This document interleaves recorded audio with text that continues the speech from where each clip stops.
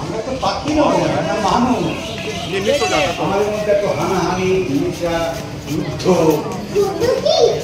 ও তুমি বুঝবে না।